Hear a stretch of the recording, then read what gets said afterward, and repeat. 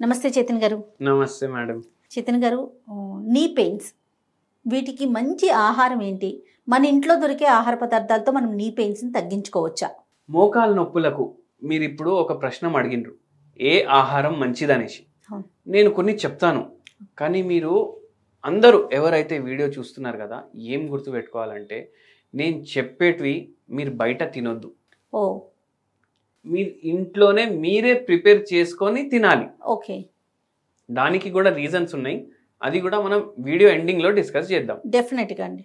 మనం అందరం ముద్దపప్పు తింటాం కదా, ముద్దపప్పు తినేటప్పుడు మనం ఒక్కొక్కసారి ఆకుకూరలు వేస్తాం, ఒక్కొక్కసారి వేయం, అవునా కదా? అవునండి. రోజు ఒక ఆకుకూర వేసుకోవాలి మనం.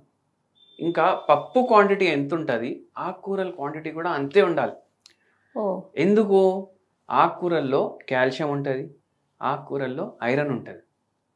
ఇవి రెండు మనకు ఆర్థరైటిస్ బై ఛాన్స్ ఉందనుకోండి, ఆస్టియో ఆర్థరైటిస్ ఉంది అంటే ఏంది, మన బోన్స్ వీక్ ఉన్నాయి. మళ్ళీ దాని తర్వాత విటమిన్ డి డెఫిషియన్సీ ఉంది. మనం విటమిన్ డి కోసం అయితే ఎండలో కూర్చుంటాం, కానీ విటమిన్ డి ఇప్పుడు వచ్చేసింది బాడీలో, కానీ కాల్షియం కూడా కావాలి కదా.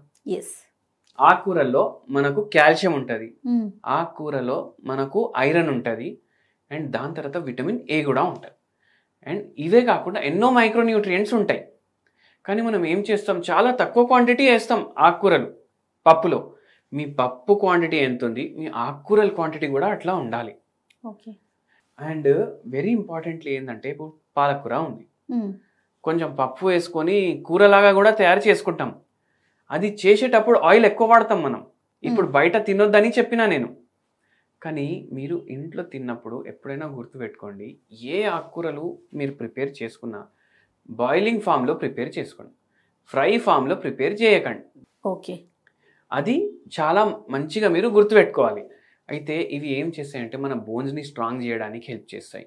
మన బాడీలో ఐరన్ డెఫిషియన్సీ ఉందనుకోండి, ఇప్పుడు 50 లేడీస్ మీరు ర్యాండమ్గా సెలెక్ట్ చేసుకొని వాళ్ళ బ్లడ్ టెస్ట్ మీరు చేస్తే దాంట్లో 40 మందికి ఎనీమియా ఉంటుంది.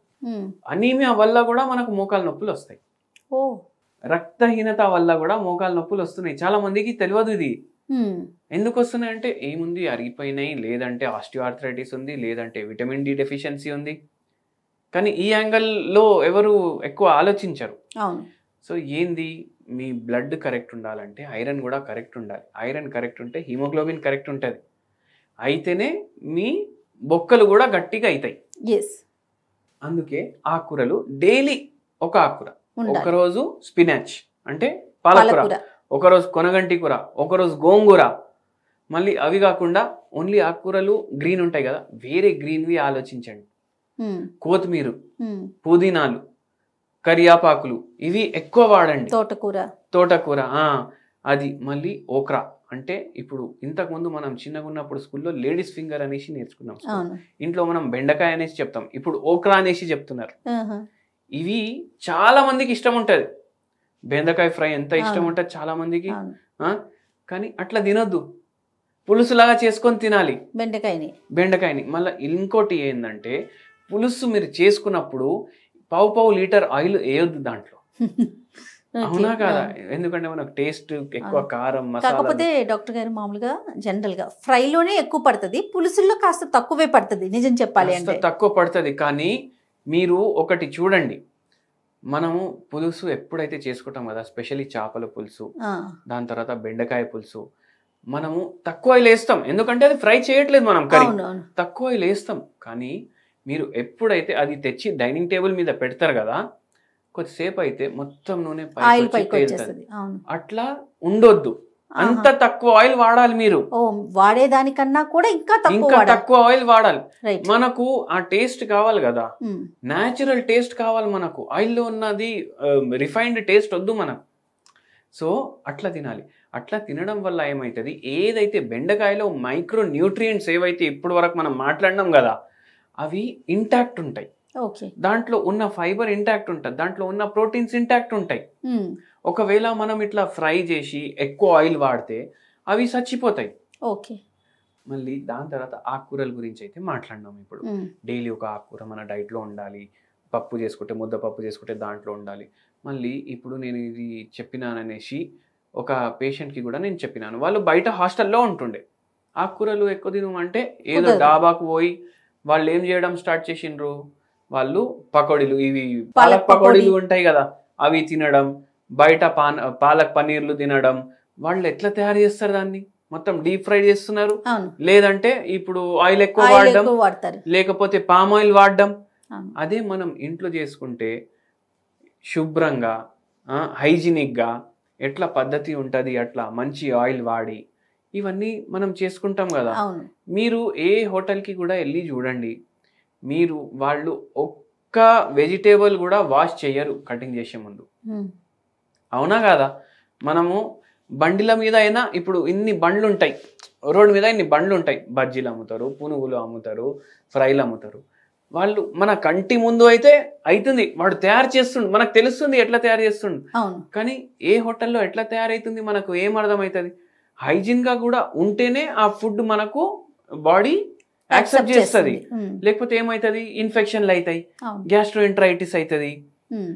అప్పుడు వచ్చేది తక్కువ పోయేది ఎక్కువ అన్నట్టు Right. అయిపోతుంది. ఆ. మళ్ళీ దాని తర్వాత ఇంకోటి వెరీ ఇంపార్టెంట్, కొన్ని మసాలాలు మనం వాడతాం మన అవును. డైట్లో. అవును. కొందరు ఏమనుకుంటారు, అరే మసాలా ఎక్కువ తింటే మన గట్ హెల్త్ డిస్టర్బ్ అయిపోతుంది. అవును. కానీ మీకు కొన్ని మసాలాల్లో ఇంగ్రీడియంట్స్ చెప్తాను నేను. అవి ఏం చేస్తాయి అంటే మీకు మోకాలు నొప్పుల్లో బెనిఫిషియల్ ఉంటాయి. మన దగ్గర ఒక పేషెంట్ వచ్చారు, ఆ పేషెంట్కి మోకాలు నొప్పులు ఉన్నాయి, ఆస్టియో ఆర్థరైటిస్ ఉంది. ఓహో. ఆస్టియో ఆర్థరైటిస్తో పాటు వెయిట్ ఎక్కువ ఉంది. ఉహుం. ఆ పేషెంట్ ఆల్మోస్ట్ 20 ఇయర్స్ నుంచి సఫర్ అవుతున్నారు. ఆ పేషెంట్ ఏజ్ వచ్చేసి 52 ఇయర్స్. ఓ. అంటే 32 ఇయర్స్కి 34 ఇయర్స్కే ఆర్థరైటిస్ వచ్చేసింది. అంత తొందరగా ఎట్లా ఎలా వచ్చింది వచ్చింది అనేసి అంటే? మీకు డౌట్ వస్తుంది కదా. ఆ పేషెంట్కి ఏమైంది, 3 పిల్లలు పుట్టినరు. మ్యారేజ్ ఏమో 13 ఇయర్స్కో 14 ఇయర్స్కో అయిపోయింది.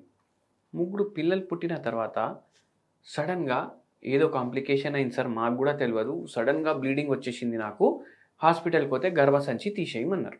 ఓ. 24 ఇయర్స్కి గర్భసంచి తీసేసారు. అయ్యో. ఉమ్. దాని 8 నెలల తర్వాత ఆర్థరైటిస్ స్టార్ట్ అయింది. అయితే పేషెంట్, ఇది వెరీ ఇంపార్టెంట్, ఇట్లా గర్భసంచి తీయడం వల్ల కూడా మనకు ఆర్థరైటిస్ వస్తుంది అనేసి. అవును. సో ఏంది అంటే ఈ పేషెంట్ మన దగ్గర వచ్చిండ్రు, గ్రేడ్ 4 ఆస్టియో ఆర్థరైటిస్ ఉంది, వెయిట్ కూడా ఎక్కువ ఉంది. అయితే పేషెంట్కి కూడా ఇవన్నీ డైట్లు ఇవి ఇట్లా ఇంక్లూడ్ చేసుకోవాలి అని ఎక్స్ప్లెయిన్ చేసినాము. మళ్ళీ కొన్ని మసాలాలు కూడా ఎక్స్ప్లెయిన్ చేసినాము. ఏంటంటే ఆ ఎట్లా అంటే మసాలాలు? ఇప్పుడు చూడండి, జీలకర్ర పౌడర్ ఉంటుంది. జీలకర్ర పౌడర్ మీరు రెగ్యులర్లీ వేయండి ఉమ్. మీ కర్రీస్లో, రైట్. ఎక్కువ క్వాంటిటీ వేయండి. అందరం ఎంత వేస్తాం, పావు చెంచాలో పావు వేస్తాం, కొంచెం ఎక్కువ క్వాంటిటీ వేయండి. మళ్ళీ దాని తర్వాత ధనియాలు ఉంటాయి కదా, దానిది కూడా పౌడర్ వస్తుంది కదా, అది కూడా ఎక్కువ యూస్ చేయండి. Okay. ఇవన్నిట్లో యాంటీ ఆక్సిడెంట్ ప్రాపర్టీస్ కూడా ఉంటాయి, యాంటీ ఇన్ఫ్లమేటరీ ప్రాపర్టీస్ కూడా ఉంటాయి. ఉమ్. ఉమ్. ఇప్పుడు యాంటీ ఇన్ఫ్లమేటరీ అంటే ఏంటంటే ఉబ్బిపోవడం. ఉమ్. అంటే ఇప్పుడు ఏదైనా దెబ్బ తాకింది అనుకోండి, అక్కడ ఉబ్బుతుంది కదా, అవును. జర బ్లూ అవుతుంది కదా, దాన్ని ఇన్ఫ్లమేషన్ అంటారు. ఇప్పుడు అది తగ్గించడానికి మనం ఏం చేస్తాం, పెయిన్ కిల్లర్ వేసుకుంటాం. పెయిన్ కిల్లర్ అర్థమైంది, యాంటీ ఇన్ఫ్లమేటరీ డ్రగ్. అది అవును. NSAID అంటారు దాన్ని, non steroidal anti inflammatory drug. Um. అయితే యాంటీ ఇన్ఫ్లమేటరీ ప్రాపర్టీలు ఇవిట్లో ఉంటాయి. ఓకే. ఇవి రెగ్యులర్లీ మీ డైట్లో ఇంక్లూడ్ చేయండి. అయితే ఏదైతే వాపు ఉంది, ఏదైతే రెడ్నెస్ Swell ఉంది, ఉంది, ఎప్పుడైతే వాపు ఉంటుంది అప్పుడు మొబిలిటీ తగ్గిపోతుంది. అంటే సరిగా కొద్దిగా కూడా నడవలేరు, చాలా నొప్పి అవుతుంది. వాపు తగ్గుతుంది, నొప్పి తగ్గుతుంది. ఇవి రెగ్యులర్గా మనం ఇంక్లూడ్ చేసుకుంటే. ఓ. మళ్ళీ దాని తర్వాత వాము. ఉమ్. వాము పౌడర్ కూడా వస్తుంది కదా, ఉమ్. మీరు గ్రీన్ టీలో 1 pinch వాము పౌడర్ వేసుకోండి. ఓకే. 1 pinch వాము పౌడర్, 1 pinch మన దాల్చిని చెక్క పౌడర్. ఉమ్. ఆర్థరైటిస్ ఉందనుకోండి, ఇది రెగ్యులర్లీ 2 పూటలు తీసుకోండి. ఓకే. మీకు గ్రీన్ టీ అయితే అందరికీ తెలుసు, ఉమ్.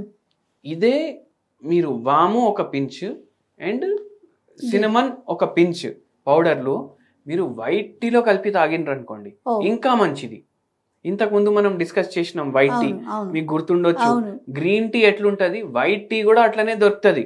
ఇప్పుడు ఇంతకుముందు వీడియోలో మాట్లాడితే చాలా మంది కిందికి వచ్చి వైట్ టీ అంటే ఏంది, ఎక్కడ దొరుకుతుంది అంటే ఏంటంటే వైట్ టీ కూడా టీ పౌడరే, దానికి రంగు రాదు మనం ప్రిపేర్ చేసినాక, కాబట్టి దాన్ని వైట్ టీ అంటారు. చాలా తక్కువ mild pale off white colour రంగు వస్తుంది. అది కూడా చాయ్ ఎట్లా తయారు చేసుకుంటారు అట్లనే తయారు చేసుకుంటారు. దాంట్లో మీరు 1 pinch వాము వేయండి, 1 pinch మీరు మన సినిమం అది దాల్చిని చెక్క పౌడర్, ఇది 2 times తీసుకోండి ఎవ్రీడే. దీంట్లో కూడా చాలా మంచి ప్రాపర్టీస్ ఉంటాయి కొద్దిగా నొప్పి తగ్గించడానికి. అయితే ఇవన్నీ ఆహార పదార్థాలు మీరు రెగ్యులర్లీ ఇంక్లూడ్ చేసుకోవచ్చు. ఈ పేషెంట్ నేను చెప్పినా కదా, ఆ పేషెంట్ మన దగ్గర 3 ఏళ్ళు వాడినరు మందులు. మీరు అంటారు 3 ఏళ్ళు పడ్డదా మోకాల నొప్పులు తగ్గడానికి అంటే, దాని అర్థం ఏంటంటే ఇవాళ వాడడం స్టార్ట్ చేస్తే 3 ఏళ్ల తర్వాత ఎఫెక్ట్ కనిపించలేదు. ఇవాళ వాడడం నుంచి స్టార్ట్ చేస్తే 3-4 రోజుల నుంచి వాళ్ళకి ఎఫెక్ట్ స్టార్ట్ అయిపోతుంది. కానీ పూర్తిగా మనకు నొప్పులు ఫస్ట్ 5-6 నెలల్లోనే తగ్గిపోతాయి. కానీ కొంచెం జాయింట్ కూడా రిపేర్ అవ్వాలి కదా, దానికి టైం తీసుకుంటుంది, దానికి టైం పడుతుంది. తర్వాత గోందు విషయం విన్నాను డాక్టర్ గారు, ఇది కూడా పనిచేస్తుందండి? గోందు చాలా మంచి యాంటీ ఇన్ఫ్లమేటరీ కూడా, అండ్ దాని తర్వాత అది ఫైబర్ ఉంటుంది దాంట్లో ఎక్కువ, అది వెయిట్ లాస్కి హెల్ప్ చేస్తుంది. మనకు మోకాలు నొప్పులు ఉన్నాయి అంటే కూడా హెల్ప్ చేస్తుంది. కొన్ని ప్రాంతాల్లో గోందు దాంతో లడ్డూలు తయారు చేసుకుంటారు. మీరు గోందు లడ్డూలు అని సెర్చ్ చేయండి. మీరు చిక్కీలు, మనం చిక్కీలు తింటాం కదా, అవునండి, అట్లా మనం చిక్కీలు కూడా తయారు చేసుకోవచ్చు గోందు వేసి. అయితే ఏం చేయాలంటే మీరు గోందు తెచ్చుకోవాలి. గోందు తెచ్చుకొని ఇప్పుడు బాదాంలు ఉంటాయి కదా, బాదాంలు ఒక 5-6 చిన్న గిన్నెలో 5-6 బాదాంలు వేసుకోండి. అదే గిన్నెలో మీరు ఆ బాదాం క్వాంటిటీ ఎంత ఉంది అంతే క్వాంటిటీ మీరు గోందు వేసేయండి, వాటర్ వేసేయండి, నానబెట్టేసేయండి, పడుకోండి. నెక్స్ట్ డే మార్నింగ్ మీరు లేచి చూస్తే జల్లీ జల్లీ లాగా తయారైపోతుంది. ఆ గోందు ఆ బాదాం 2 తినేసేయండి కలిపి. అట్లా తినడం వల్ల ఏమవుతుందంటే బాదాంలో బాదాం ఆయిల్ ఉంటుంది, దాని తర్వాత గోందులో కూడా మెడిసినల్ ప్రాపర్టీలు ఉన్నాయి. అయితే వేరే ప్రాంతాల్లో, చాలా ప్రాంతాల్లో ఏం చేస్తారంటే డెలివరీ అయిన తర్వాత లేడీస్కి చాలా బాడీ పెయిన్స్ ఉంటాయి కదా, అవి తగ్గడానికి కూడా ఇది ఇస్తారు. అయితే ఇది రెగ్యులర్లీ బాదాంతో కలుపుకొని మీరు తీసుకోండి, మీకు చాలా బెనిఫిషియల్ ఉంటుంది. మళ్ళీ ఇంకోటి వెరీ ఇంపార్టెంట్ పాయింట్ ఏంటంటే, ఇప్పుడు మనకు బాదాంలు 700-800 కిలోలకి దొరుకుతాయి, దాంట్లోకి వెళ్ళి ఆయిల్ తీసేస్తారు. అందుకే వాడు మీకు 800కి ఇస్తాడు. బాదాం ఆయిల్ అమ్ముతున్నారు కదా, ఆ బాదాం ఆయిల్ ఏడికెళ్ళి వస్తుంది, ఆ బాదాంలోకి వెళ్ళి తీసి బాదాం ఆయిల్ ప్యాక్ చేసి ఇస్తున్నారు. అండ్ అవి అమెరికన్ బాదాంలు ఉంటాయి. మీరు మామరా బాదాం తినండి. మామరా బాదాం ఇది కాశ్మీర్ నుంచి ఇరాన్, ఇరాక్, ఆఫ్ఘనిస్తాన్ ఈ ప్రాంతాల్లో తయారైతుంది. కంపెనీ పేరండి మామ్రా, దాని బ్రాండ్ పేరా? బ్రాండ్ పేరు కాదు, మామ్రా ఒక టైపు, బాదాం ఒక రకం, బాదాంలో రకం. ఇప్పుడు మనము మామిడి పండ్లు తింటాం, బైంగన్పల్లి ఉంటది, హిమాయత్ ఉంటది, అట్లా అట్లా బాదాంలలో ఒక రకం అది మామరా బాదాం. దీంట్లోకి వెళ్ళి నూనె తీయరు, దీని ప్రైస్ కూడా ఎక్కువ ఉంటది మీకు. కానీ దాంట్లో ఉండే గుణమే తీసేసి వాడు మనకు అమ్ముతుండంటే అది తీసుకొని ఏం లాభం మనం? దాని బదులు మనము ఇంట్లో ఉన్న పల్లీలు ఉంటాయి కదా, అవి తినండి, దాంట్లో తీసిన దానికన్నా ఎక్కువ శక్తి ఉంటుంది దాంట్లో. సో మంచి బాదాం తీసుకోండి, అది గోందుతో నానబెట్టి నెక్స్ట్ డే మార్నింగ్ తినండి, మీకు మోకాల నొప్పుల్లో మంచి తేడా కనిపిస్తుంది కొద్దిగా. అండ్ ఇంకోటి వెరీ ఇంపార్టెంట్ ఏంది ఇక్కడ డిస్క్లైమర్ అంటే, ఇవి తిని ఎవ్వరికి ఆర్థరైటిస్ పూర్తిగా మాయమైపోతుందని మనం చెప్పట్లేదు. మనం ఏమంటున్నాం, మనం ట్రీట్మెంట్కి సపోర్ట్ చేస్తుంది, కొద్దిగా రిలీఫ్ ఉంటుంది పేషెంట్కి, కొద్దిగా జర ఆరాం అనిపిస్తుంది. Right. Thank you so much doctor గారు. నమస్తే. నమస్తే మేడం.